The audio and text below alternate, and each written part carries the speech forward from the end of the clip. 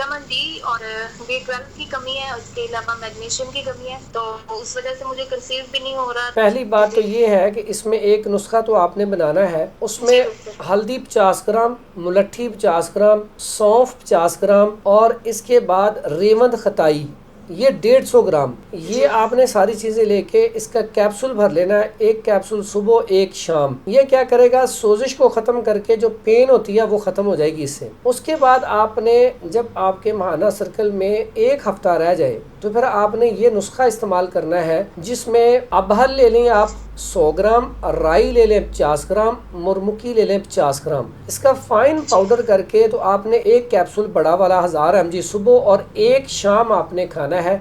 इससे क्या होगा कि आपको जो माहाना सर्कल है वो इंशाल्लाह अच्छे तरीके से आएगा, उससे इंशाल्लाह कंसीव बड़ी जल्दी हो जाएगा। लेकिन ये आपकी चीज़ें ठीक हो गई तो इसके बाद आपने ये भी देखना है कि आपके जो हस्बैंड हैं उनके जो स्पर्म है, जरासीम है, क्या वो भी 60 बिल्कुल फिट हैं। बाज़ों का ऐसा होता है कि 60 प्लस होते हैं या 60 होते हैं लेकिन वो एक्टिव नहीं होते, सारे फिट नहीं होते, जिसकी वजह से भी औलाद हमल नहीं ठहरता, कंसीव नहीं होता। अपनी ग़िज़ा में मुरब्बा आमला सुबह नाश्ते में, उबले हुए अंडे, साथ आप दूध का कप दारचीनी वाला, उसके बाद टिक्के, कबाब, तला भुना गोश्त, फ़िलहाल आप वो लाजमी इस्तेमाल करें।